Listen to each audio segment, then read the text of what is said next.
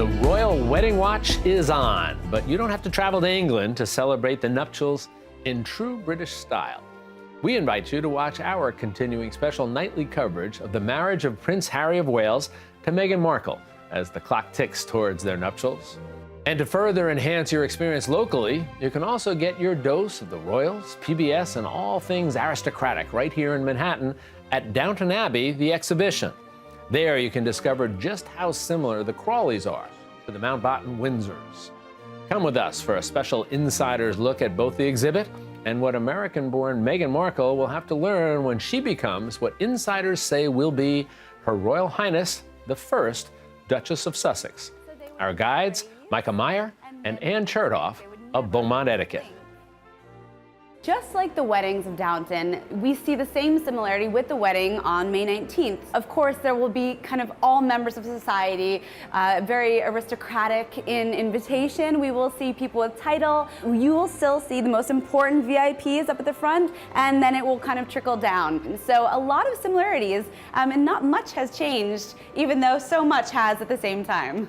So the British place setting back then is still the same as it is now in formal dining. So it's quite exciting that everything you see here is really what you'll be seeing if you were to be invited to the palace. Just remember, when you're seated at a dining table, one should place one's napkin on one's lap with the folded crease facing you. Cora, just like Meghan, should have come from what's considered a more informal dining setting in America, and then being put in front of this place setting. You can imagine how overwhelming that might feel. Throughout Downton Abbey, we see her take on her position and her title, and she kind of is able to navigate the table beautifully, just like we know Meghan is also going to be able to do. With the wedding that you would have seen on Downton Abbey, you had the daughters of the Earl wearing a family tiara. And while Meghan is American and probably doesn't have a family tiara, she will be able to borrow one from the Queen, which is what she did with Kate Middleton when she married Prince William. So there's some aristocratic elements that you might see. The girls of Downton Abbey got married in a church. Meghan's getting married in a church, which means her dress is probably going to have at least some form of coverage, whether it's a high neckline or cap sleeves or even long sleeves like Lady Mary and Lady Edith wore on their wedding day. So there's some similarities regarding the traditions of the big day that we're going to see on May 19th. And a lot of the dresses that you see in Downton Abbey for the weddings particular were very much of the time. These were very wealthy people. You know, we see Lady Mary at a fashion show in London. They'd be able to go to Paris to get their dresses.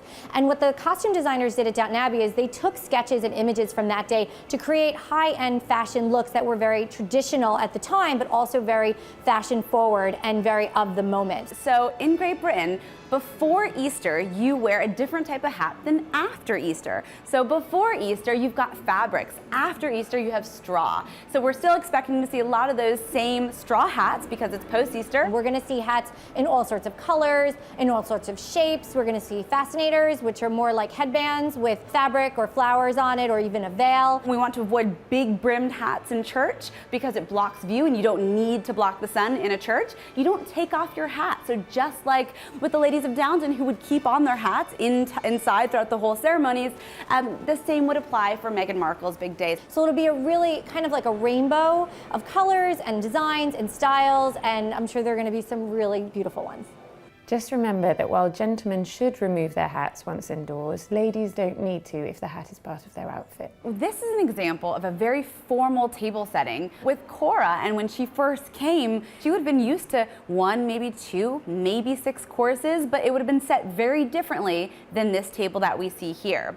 Cora, as an American, just like Meghan, wouldn't know things like pudding. So we have Yorkshire pudding here on the menu, but a pudding in the UK is a dessert. There are a lot of differences that Meghan is going to have to adjust to, and even the way that she dines. So here for this place setting, we have a soup, and the soup is on the right side, and the way that you eat soup is still the same today as it was during Downton days, and really it's scooping away from you and into your mouth.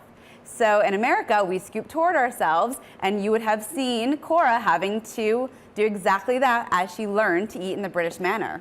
In the UK, we hold our cutlery very differently than we do in the US. In America, we cut, then we put down our knives often, and then we eat with our fork with the prongs up. But in the UK, we'll see Cora and Meghan both learning the British way.